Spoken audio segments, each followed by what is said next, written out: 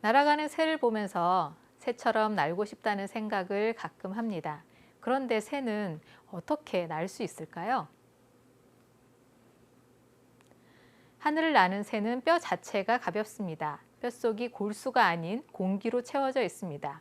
뼛속 비인 공간 곳곳에 지지대와 같은 가는 기둥이 있어서 가벼우면서도 강도가 약하지 않습니다. 또 뼈가 서로 결합해 뼈의 개수가 적습니다.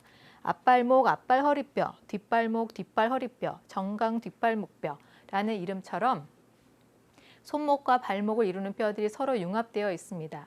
허리와 엉덩이 부분도 마찬가지입니다. 마지막 등뼈와 허리뼈 전체 엉치뼈, 앞쪽에 있는 꼬리뼈 및 일부 갈비뼈가 융합하여 합엉치뼈를 이룹니다. 꼬리 끝부분에 있는 4개에서 6개의 꼬리뼈가 모두 엉겨 붙은 것을 꽁무니뼈라고 합니다. 뼈들이 서로 결합되어 있어서 몸통이 뻣뻣한 덕분에 몸의 중심부가 안정을 유지합니다. 그래서 비행에 치명적일 수 있는 부수적인 움직임이나 흔들림이 적습니다. 척추가 뻣뻣하니까 등 근육이 얇고 축소된 형태를 띠는데 이것은 에너지 측면에서도 유리합니다. 하늘을 나는 동안 등을 꼿꼿하게 유지하는데 열량이 별로 소모되지 않기 때문이죠. 또 새는 이빨이 없습니다. 무거운 이빨이 없는 대신 뱃속에 모래주머니에서 먹은 것을 잘게 으깹니다. 새는 몸을 가볍게 하기 위해 몸 안의 여분의 수분을 비축하지 않습니다. 그래서 소변을 모아두는 방광도 없습니다. 또 장이 짧아 먹은 것의 소화가 끝나면 바로 배설합니다. 유쾌한 일은 아니지만 새똥 한 번쯤은 맞아보셨을 거죠?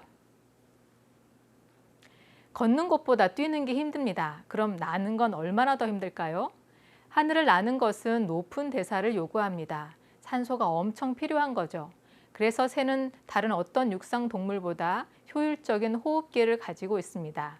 조류와 포유류를 비교했을 때 조류는 희박한 공기 속에서 정확히 2~3배 많은 산소를 추출할 수 있습니다. 그래서 기러기가 에베레스트 산 정상을 가볍게 날아가지만 우리는 산소통을 메고 겨우 오르는 것입니다. 새에게는 서로 연결된 9개의 기낭이 있습니다. 흉부와 복부의 쌍으로 존재하고 기낭에서 뻗어나온 가는 관들이 긴 뼈의 중심에까지 뻗어 있습니다.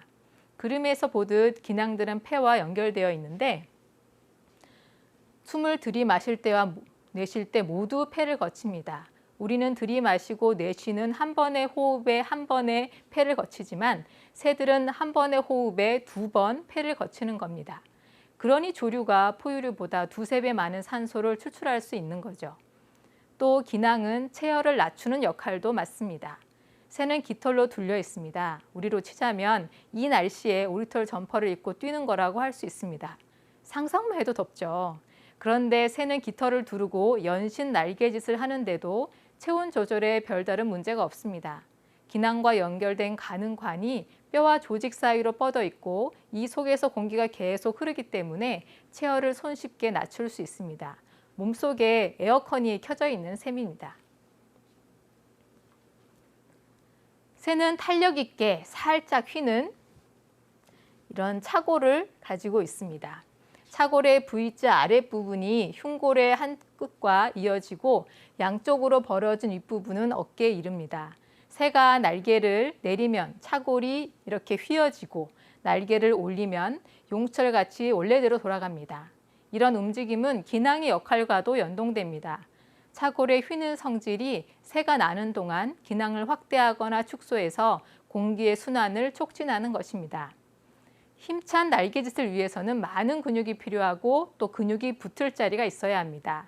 새의 흉골에는 용골돌기라고 하는 볼록 솟아오른 뼈가 있어서 날개짓을 위한 커다란 가슴 근육을 지지합니다. 날개짓을 하지 않는 새에게는 용골돌기가 필요 없습니다. 그래서 타조, 레아, 화식조, 에무처럼 날개짓을 하지 않는 새들에게는 용골돌기가 없습니다. 그럼 펭귄은 어떨까요? 네, 펭귄에게는 있습니다. 펭귄은 물속에서 나는 것 마냥 날개짓을 하며 자유자재로 헤엄치기 때문에 커다란 가슴 근육과 또 가슴 근육이 붙을 자리인 용골돌기가 있어야 합니다. 뼈가 서로 붙어서 뻣뻣한 몸통을 보완하는 것이 바로 이러한 유연한 목입니다. 새의 목뼈는 개수가 많아서 적게는 9개, 많게는 25개에 이릅니다. 관절이 많아 유연하고 기다란 목으로 온몸의 깃털을 고르거나 먹이에 다가갈 수 있습니다. 목이 얼마나 유연한지 머리를 등 뒤에 댄 채 부리를 날개 사이로 넣은 이러한 자세로 잠을 잡니다.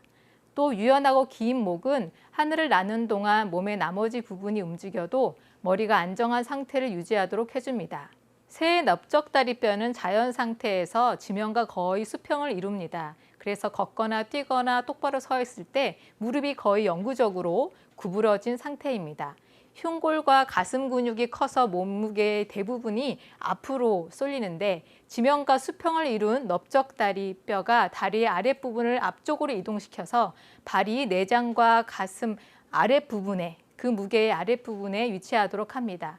또 지면과 수평을 이루는 넓적다리뼈는 일종의 완충장치로 걷거나 뛰고 있는 새가 좀 더 물결 모양에 가깝게 통통 뛰어오르는 듯한 그런 걸음걸이로 움직일 수 있게 해줍니다.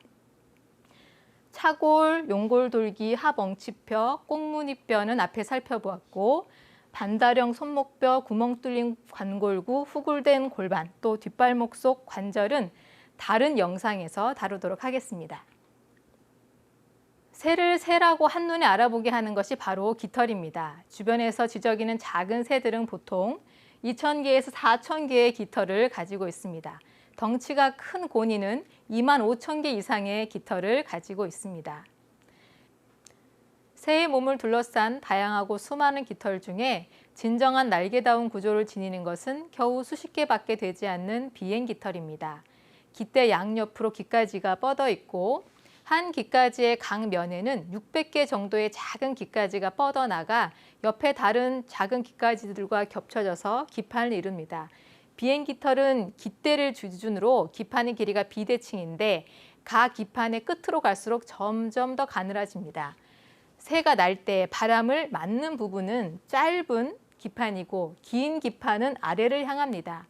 그래서 자연스레 이러한 유선형이 만들어지고 비행깃털의 윗부분이 아랫부분보다 공기가 흐르는 속도가 빨라서 이렇게 압력의 차이가 생깁니다. 이런 압력의 차이는 위를 향하는 양력이 됩니다. 비행깃털은 날개의 뒤쪽과 꼬리 안쪽에 층층이 줄지어서 작은 날개를 포개 놓은 듯이 자리 잡고 있습니다. 새는 큰 날개를 아래로 퍼덕여 공기를 밀어냄으로써 추진력을 얻습니다. 위로 퍼덕일 때는 깃털이 좌우 비대칭이기 때문에 면적이 넓은 쪽을 아래로 기울여서 깃털 사이로 공기가 빠져나가게 합니다. 날개의 뒷부분과 등에 있는 깃털이 올라간 것이 보이시죠? 먹잇감을 잡기 직전 속도를 줄이기 위해 깃털을 이렇게 세웠습니다. 점점점 내려오다가 목표물을 보고 속도를 줄이고 있는 모습입니다.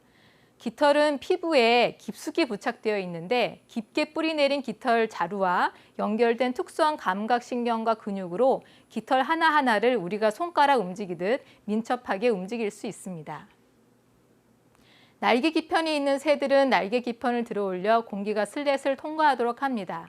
그래서 부드럽고 우아하게 속도를 줄이면서도 비행을 유지하거나 착륙할 수 있습니다. 이제 새 화석을 살펴보겠습니다. 중생대 백악기 지층에서 나온 호박 안에 무엇인가가 갇혀 있습니다. 무엇일까요? 긴 지름이 10cm가 조금 안 되는 호박 속에 1cm도 안 되는 작고 얇은 다리가 보입니다. 예리한 발톱이 달린 3개의 발가락을 섬세한 비늘이 뒤덮고 있습니다. 불순물 사이로 이렇게 깃털도 보입니다. CT 스캔을 하면 작은 새의 머리도 볼 수 있습니다. 공룡의 머리 위로 이런 작은 새들이 날아다닌 것입니다.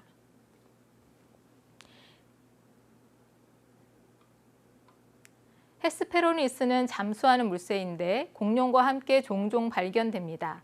앞서 살펴본 오늘날의 새들과 다른 점이 있다면 무엇일까요? 네, 이빨입니다. 헤스페로니스에게는 이빨이 있습니다. 오늘날의 새는 이빨이 없는 대신 모래주머니에서 먹이를 잘게 으깨는데 헤스페로니스의 부리에는 이렇게 이빨이 있습니다. 백악기층에서 나온 이크티오르니스에게도 이빨이 있습니다. 이크티오르니스는 비둘기만한 크기의 새입니다. 차골이 있고 복장뼈에 이렇게 용골돌기가 볼록 솟아오른 것이 보입니다.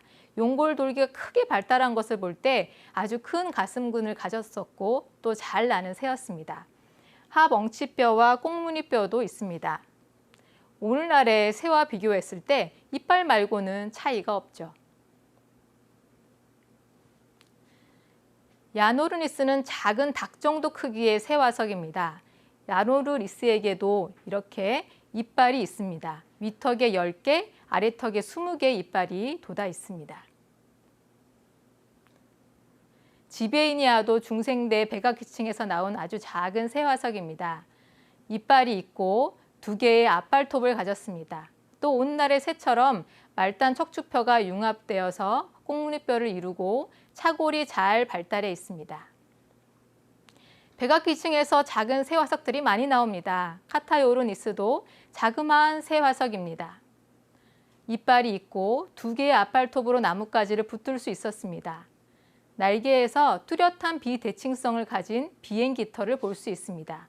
또 기다란 꽁지깃도 보입니다. 하멍치뼈와 꽁무니뼈도 오늘날의 새들과 같습니다.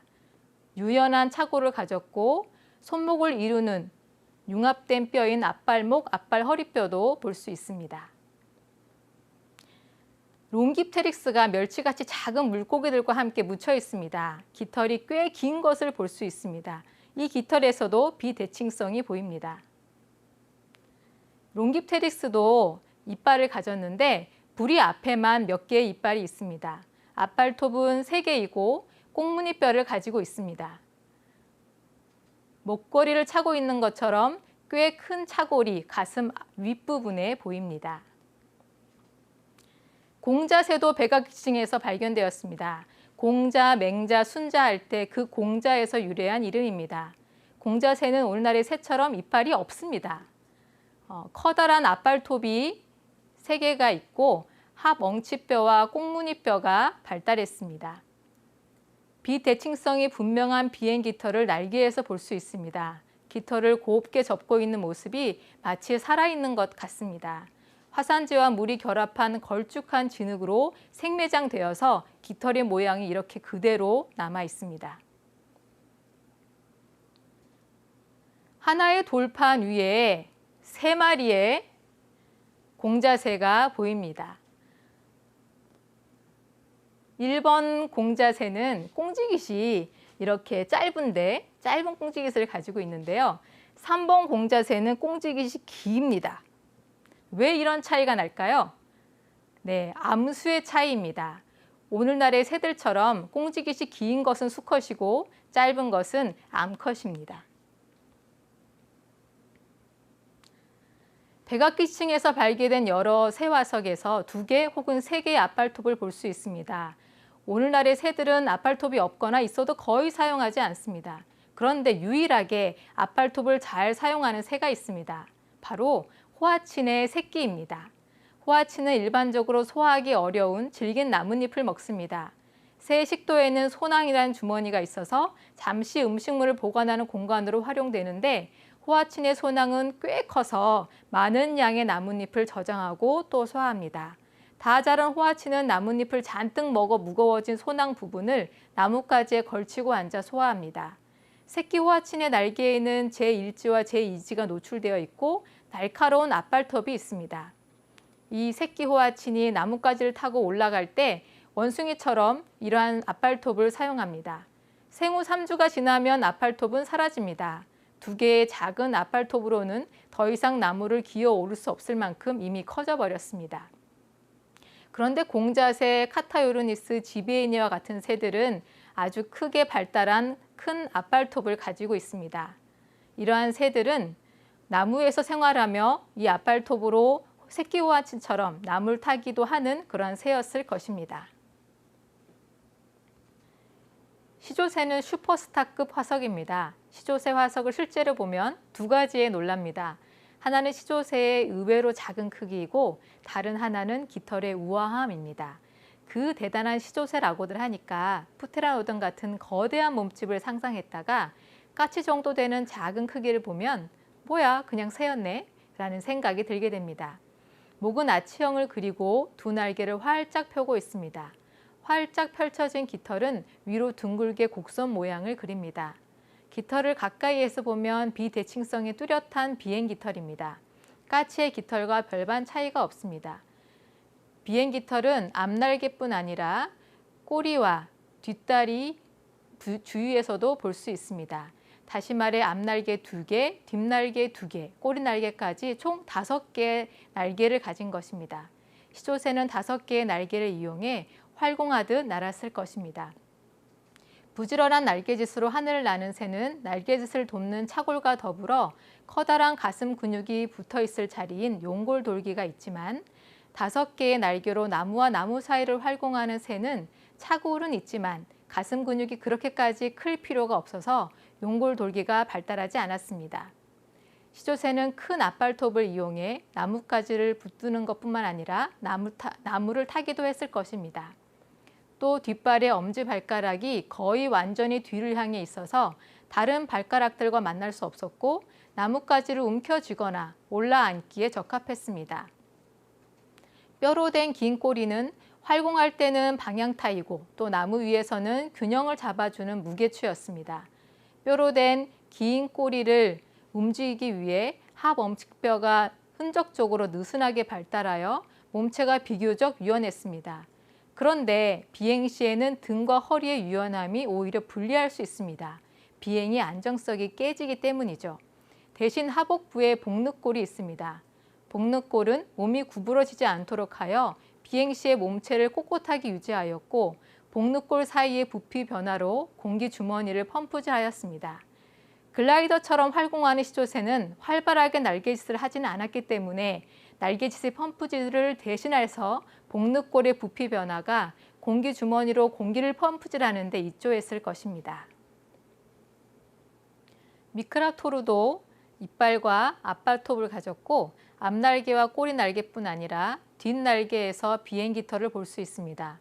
앞날개와 뒷날개, 꼬리 날개까지 5개의 날개를 가진 것입니다. 꼬리가 좀 더 긴 것뿐이지 미크랍토르는 시조새와 쏙 닮았습니다. 미크랍토르도 5개의 날개로 나무와 나무 사이를 활공하듯 날아다녔을 것입니다.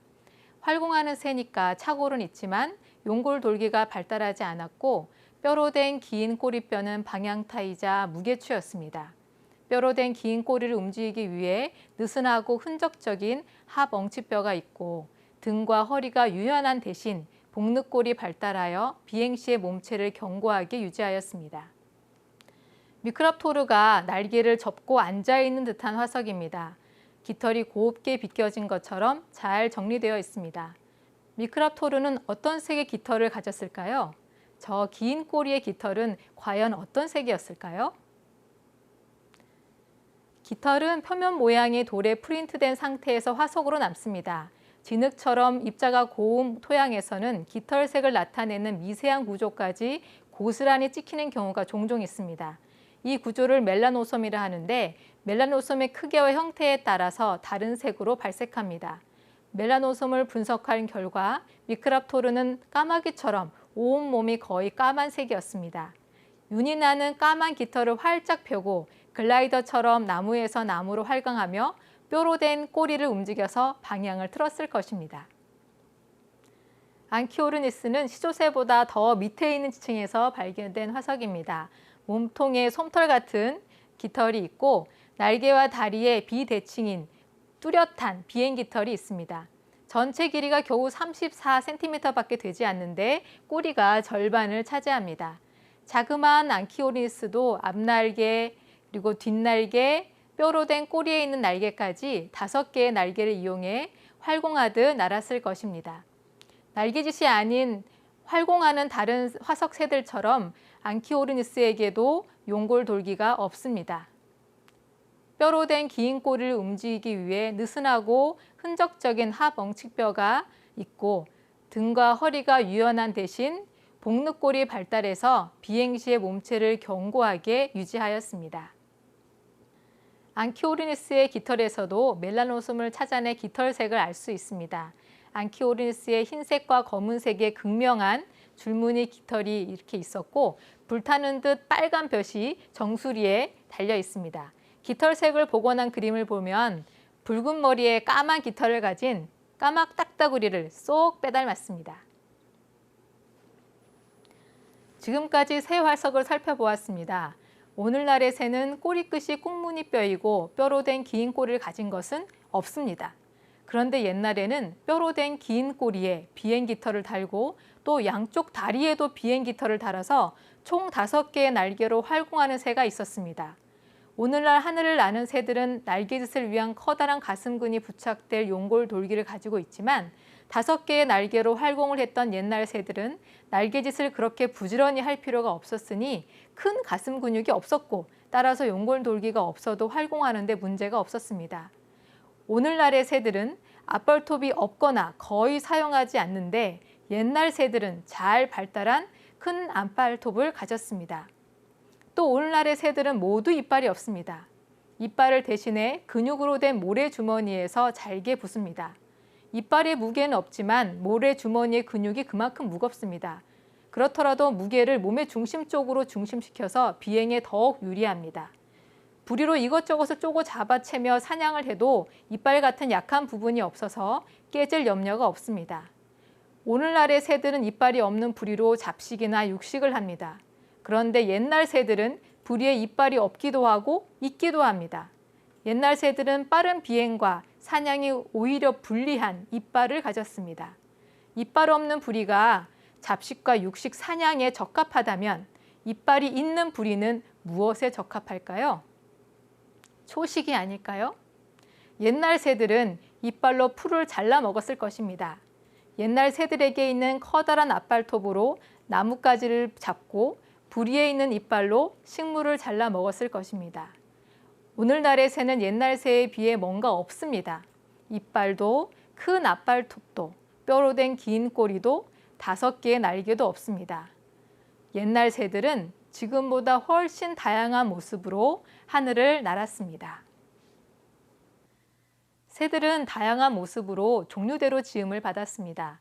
그리고 그들의 먹이는 원래 푸른 풀이었습니다. 땅의 모든 짐승과 공중의 모든 새와 생명이 있어 땅에 기는 모든 것에게는 내가 푸른 풀을 식물로 주노라 라고 하나님께서 말씀하셨습니다. 오늘날의 새들은 이빨이 없는 부리로 대부분 잡식이나 육식을 하지만 처음 지음을 받았을 때는 이빨 없는 부리로 식물을 쪼아먹는 새뿐 아니라 부리에 있는 이빨로 풀을 잘라 먹는 새들도 있었습니다. 사냥을 당할 위험이 없었기 때문에 꽁무니뼈가 아닌 서로 붙지 않은 좀 더 긴 꼬리를 가진 새도 있었습니다. 이들은 좀 더 긴 꼬리뼈를 가지고도 여유롭게 풀을 먹었습니다. 하지만 재와 사망이 지구에 드리워지고 육식과 사냥이 보편화되면서 새는 더 빨리, 더 재빨리 날아야 했습니다. 뼈로 된 긴 꼬리는 포식자에게 낚아채이기 딱 좋은 구조입니다. 결국 긴 꼬리를 가진 새는 지상에서 사라졌습니다. 지금까지 새와 그 화석에 대해 살펴보았습니다.